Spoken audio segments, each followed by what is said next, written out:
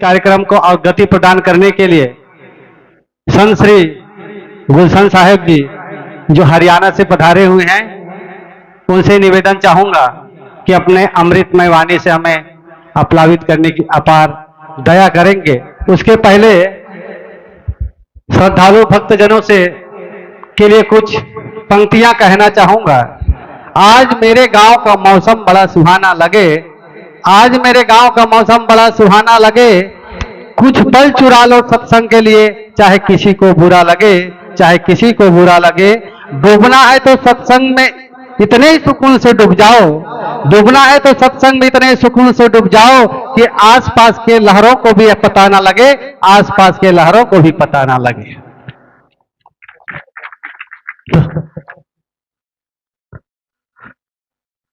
साहेब जी के समय में संशोधन। साहेब जी 10 मिनट में, श्रद्धेय साहेब जी 10 मिनट में अपने विचार रखने की अपार दया करेंगे, कृपा करेंगे और इसके लिए हम क्षमा प्रार्थी हैं। समय की अपनी मर्यादा है, सीमा है। श्रद्धेय गुलशन साहेब जी जो गुलशन संत कबीर चैनल के प्रोप्राइटर हैं, इसके माध्यम से आप गुलशन संत कबीर चैनल के माध्यम से यूट्यूब में आज जो कार्यक्रम हो रहा है या जहां भी कार्यक्रम होता है उसका लाइव प्रसारण भी आप देख सकते हैं, सुन सकते हैं, तो इनको सब्सक्राइब कीजिएगा। तो ये आप कार्यक्रम आपको जीवन और ये सतगुरुदेव की जय। आवाज कुछ कम है, मेरी ज्यादा है, अकेले। पर ये सतगुरु कबीर साहेब की क्या बात। अब पता चला दाल भात खाए तो साहब जी ने तो इतनी गजब की चटनी भी बनवा रखी थी, शायद अकेली चटनी खाली होती तो इससे ज्यादा आवाज आ गई। तो टाइम तो हमने बांध के दिया है, साहब का कहना 10+10 है, तो अच्छा लगेगा आपको। सुनिए, आपका रुख और मुख मेरी तरफ में हो तो मंच की तरफ जरूर कुछ ले जाना। अबे साहब जी इतना ज्ञान बांट रहे हैं कल से, एक एक चीज खोल खोल के, जैसे चॉकलेट आती है ना उसको फाड़ फाड़ के खाया जाता है, इसी तरह एक एक शब्द को छोल छोल के दे रहे हैं, फिर भी नहीं ले पा रहे हैं, तो अबे साहब की कोई गलती नहीं है। इसी तरह हमारी भी सुन लीजिए, परिवार से चलते हैं हम। हाँ, टाइम तो तू ही खा जाएगा, बोलूंगा क्या। हाँ तो सुनिए, कहानी डायरेक्ट शुरू कर देते हैं, बीच की साखियां छोड़ देते हैं, किसी को कुछ समझ में आ जाए। कहा जाता है कहानी के अनुसार एक सेठ होता है और उसका बहुत बढ़िया काम होता है। उसके 5 बेटे हैं। खासकर ये परिवार की घटना सुना रहा हूं, जिसके एक बेटा है वो भी वही है, 5 बेटे हैं वो भी वही है। किसी किसी का तो हम बिहार में सुनते हैं, एक माई से पूछा, माता राम कितने बच्चे हैं, कि 12 गु लड़का है। कि बेटी कितना है, तो 6 गु लड़की है, तो टोटल बच्चे कितने हुए, 18। मैंने मजाक से पूछ लिया, माता क्या सभी यही थे? बोले नहीं बाबा, 3 गु मर भी गया। वो भी माता थी जिसने 19 बच्चों को जन्म दिया, अभी ताजा 2 साल पहले की बात है। तो ये सबके लागू है जो कहानी में सुना रहा हूं। तो सेठ था, सेठ के 5 बच्चे थे। 4 बच्चों की शादी हुई थी, एक की शादी नहीं हुई। तो 4 बच्चों की शादी हुई थी, वो चारों बच्चे वाले भी हो गए थे। किसी पे 2 बच्चे, किसी पे 1 बच्चा, किसी पे 3 बच्चे। और देरानी जेठानी समझते हो, आपके यहां भी होता होगा, हमारे हरियाणा में तो, राजस्थान में तो देरानी जेठानी होते हैं, देवर जेठ होते हैं। ऐसे कहीं से कोई समझ में ना आए तो हम बात को बदल देंगे, हाथ उठा दीजिए। तो ऐसे उन देरानी जेठानी जो 4 थी, उनमें अंदर का विवाद था, अंदर का। कोई रोटी पकाती तो अपनी पकाती, देवरानी की नहीं पकाती। देवरानी पकाती तो अपनी पकाती, जेठानी की, और जेठानी के बच्चे की नहीं पकाती। ऐसा मतलब उस परिवार का हाल मवाल। तो ऐसे चलते चलते बात लंबी चली गई। जो एक लड़का जो कुंवारा था उसकी शादी हो गई, उस घर में पढ़ी लिखी बहू आ गई। और बड़ी बात तो ये थी, पढ़े लिखे तो हम बच्चे मिल जाते हैं, सत्संगी परिवार की वो बेटी जो थी वो उस घर में बहू बन के आ गई। उस बहू ने आकर के उस घर का हाल देखा। तकरीबन ये हमारा और तुम्हारे घरों की कहानी सुना रहा हूं, यह हकीकत है, किसी की बनावटी बात नहीं है।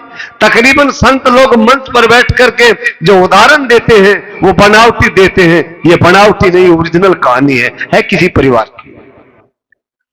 तो उस बहू ने सोचा या तो एक दो नहीं, जितना है इस घर में सदस्य सारा का सारा गड़बड़िया है। ठीक तो है, ठीक है, एक सेठ जी जो सबको रखे बैठा है, यानी कि ओटे बैठा है मुट्ठी में, एक छत के नीचे रखे बैठा है, न एक छत के नीचे रहने वाले नहीं, सब मेंढक हो चुके हैं।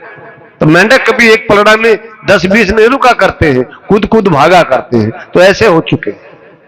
तो बहू ने विचार किया, सुनिए यहां से मेन सूत्र इसका शुरू होता है।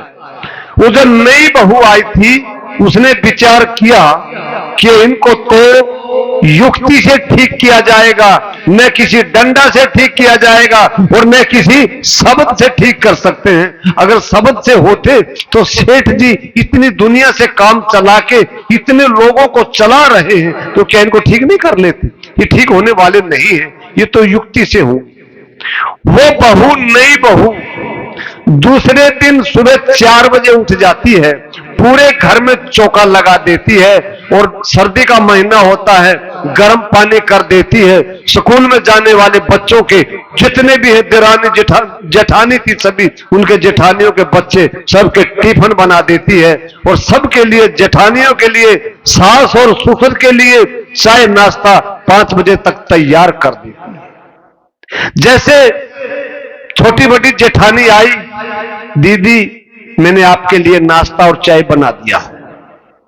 सास उठी, सास को कहा माता जी मैंने आपके लिए चाय और नाश्ता बना दिया है और पिताजी के लिए बना दिया है। उस सास ने सोचा अरे ये कल की नई नई बहू है, कम से कम 15-20 रोज आम देहात महात्मा होता है कि बहू को चूल्हा चाकी न दिखाए।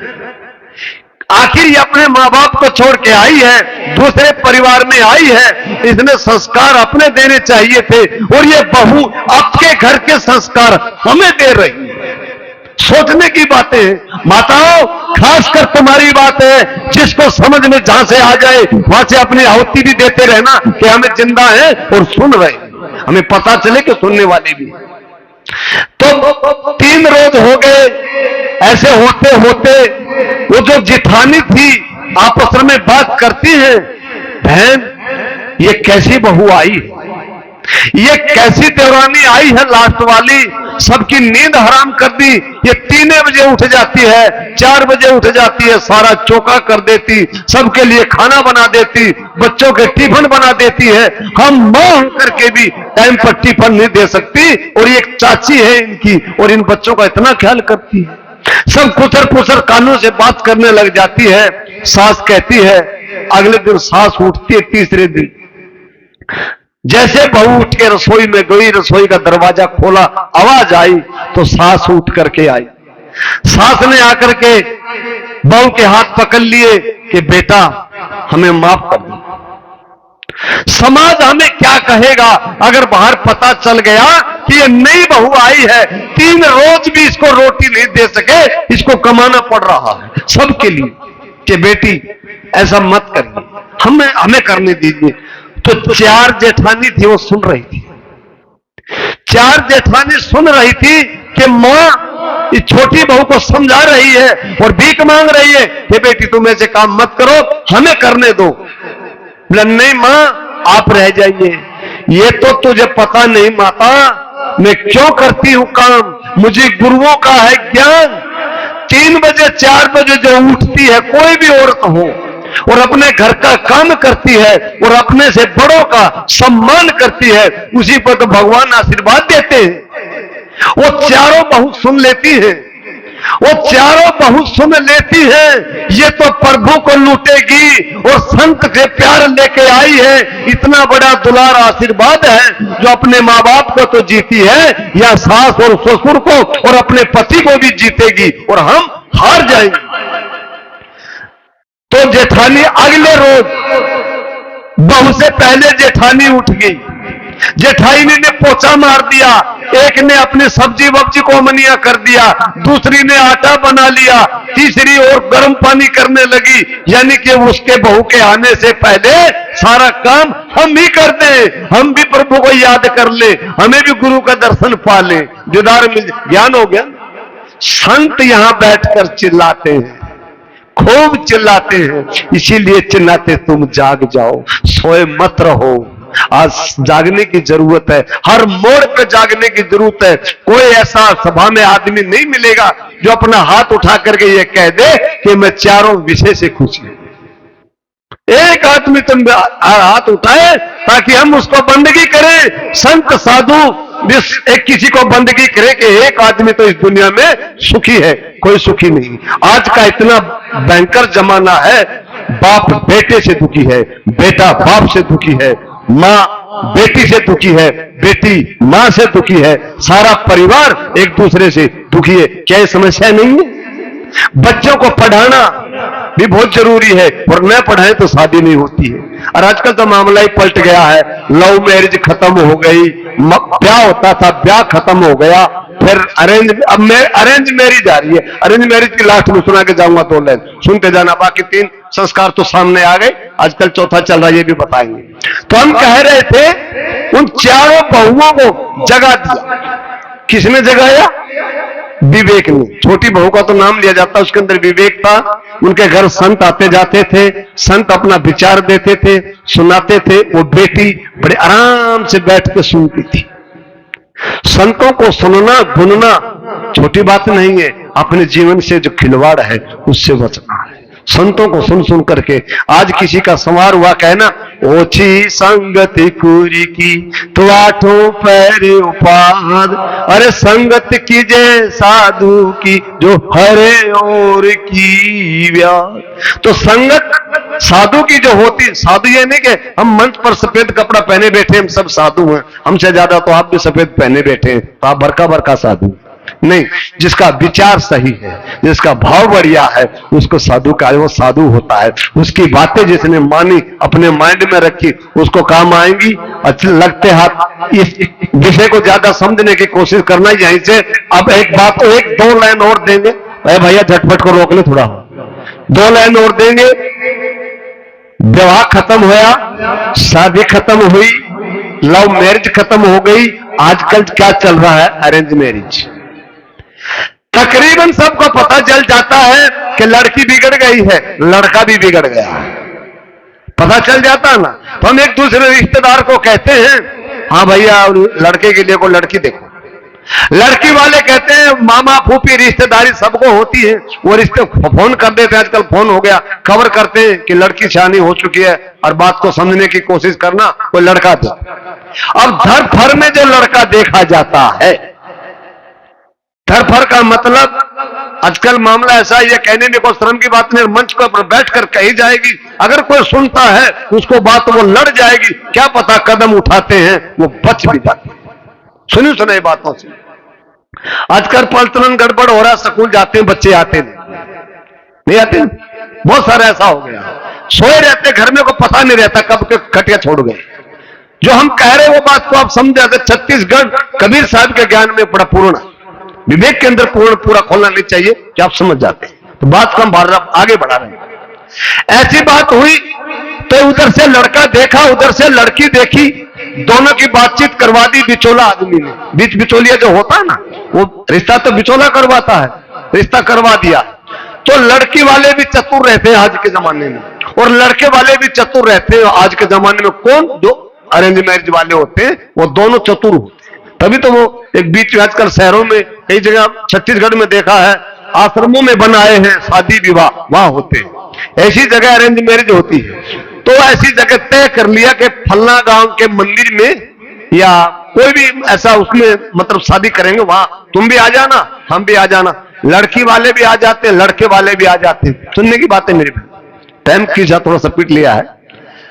दोनों आ जाते हैं और लड़की को लड़का और लड़के को लड़की दोनों दिखा देते हैं। बगल में आजकल दो कुर्सी पे बिठाते हैं, साहब जो भी बैठा रहे दो कुर्सी पे बैठा देते हैं। इधर वाले भी उधर वाले भी दोनों एक दूसरे को ताकते झांकते देखते रहते हैं। अब शादी हो गई, सारा काम हो गया तो दुल्हन बन के घर चली गई। आपके जमाने में भी शायद कैमरा होगा या नहीं होगा, तो उस टाइम भी आपका यह भाव था कि हमारा कोई फोटो बन जाए। आज हमारी शादी हुई है तो कल हमारे पोता नाती होंगे तो उनको दिखाएंगे तुम्हारी दादी नानी ऐसी थी और हम ऐसे थे। क्या तमन्ना नहीं थी ना? और आजकल तो कैमरे की जरूरत नहीं है, ये मोबाइल जो चल रहे हैं ये कैमरा है, ऐसे लगा टच, दूसरी बार टच, दूसरी बार टच करते जब तो इंडिया में फैल जाता। ऐसे ऐसे ऐप चल रहे हैं। तो लड़के ने चाहा भाई आखिर मेरी शादी हुई है, मेरी दुल्हन है, ये जो वेशभूषा अब है ये कल नहीं है, ये तो अभी का है, इसमें अपना एक सेल्फी ले ले। लड़के ने अपने मोबाइल को तैयार किया और लड़की की तरफ हाथ बढ़ाया सेल्फी लेने के लिए, और लड़की ने लड़के का हाथ पकड़ लिया। लड़की बोलती है, सुनना गौर से, कृपया माफ कीजिए, अब मेरे घूंघट को उठाना है तो एक दबा दीजिए, मुझसे बात करनी है तो 2 दबा दीजिए, और मुझे सेल्फी लेनी है तो 3 दबा दीजिए। लड़का घबरा गया। दादा की शादी हुई, दादी की शादी हुई, पापा की शादी हुई, मम्मी की शादी हुई, और लोगों की बहुत सारी शादियां देखे हैं। ये बटन दबाने वाला सिस्टम हमारी शादी में क्यों हुआ है और किसी में नहीं हुआ है? तो लड़के ने हिम्मत करके बहुत हिम्मत किया और रखा, फिर कहा, श्रीमती जी आपसे पिंड छुड़ाने के लिए कौन सा बटन दबाना होगा? आपसे पिंड छुड़ाने के लिए कौन सा बटन दबाना होगा? लड़की ने जवाब दिया, कई बार आपके मोबाइल में सुनते भी होंगे, कृपया माफ कीजिए ये सेवा एक्टिवेट नहीं किया गया है। फिर लड़की बोलती है, अगर इस सेवा का लाभ लेना है तो अपने मोबाइल से मेरे मोबाइल पर 10 लाख का रिचार्ज कराइए, तभी सेवा का लाभ मिलेगा। क्या समझ नहीं पाए? आजकल शादी के बाद 2 महीने के बाद, 3 महीने के बाद डिवोर्स के कागज लगते हैं, नहीं लगते? तो ये अरेंज मैरिज का मामला यही है कि इसमें डिवोर्स ही रहता, चलता नहीं है। खासकर मेरा उद्देश्य यहां तक रहता है, छोटे बड़े बुजुर्ग सुनते हैं, ये संदेश अपने बच्चों तक भी पहुंचाइए कि अच्छे संस्कार ले। खुलकर भी कह दे तब भी कोई बात नहीं है, और हम तो खुली खुली बात कहते हैं।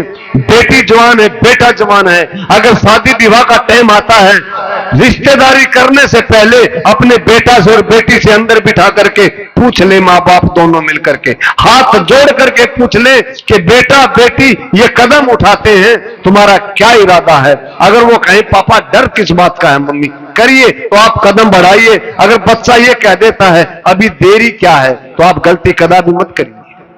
आज मामला गड़बड़ है नहीं है? एक बार अपने अवित्य तो दो ना कि हम चिल्ला रहे, बोल रहे, सही या गलत है? कुछ तो आना चाहिए, पता चलता ना कि हाँ बिल्कुल सुन रहे, बात हमारी सही पते पर जम रही। तो शायद हमारी भाषा आपको समझ नहीं आई होगी। आई किसी को भाषा तो मेरा आपकी तरफ से आवाज क्यों नहीं आती? क्यों नहीं आती? हमें पता चले कि ये कबीर के बच्चे हैं तो कबीर के बच्चे जिंदा कहलाते हैं, और स्वामी रामानंद के बच्चे हैं तो पत्थर के होते हैं, वहां तो जिंदे होते नहीं। बोलिए सतगुरुदेव की। मेरा कहने का उद्देश्य आप समझे हैं, संतों के बीच में जाइए, संतों की बातें मानिए, खासकर जिसके घर में बूढ़ी माता है और जो जवान बहू बैठी है सास वाली, उस मैया की सेवा कर लेना। शायद तुम जवान हो, बूढ़े नहीं हो पाओगे, क्यों आजकल साइंस का जमाना है, दवाई पानी आ जाएगी, बूढ़े नहीं हो जाओगे, जवानी रह जाओगे। क्यों? कि बूढ़े अच्छे नहीं लगेंगे तो आप बूढ़े कैसे होगे?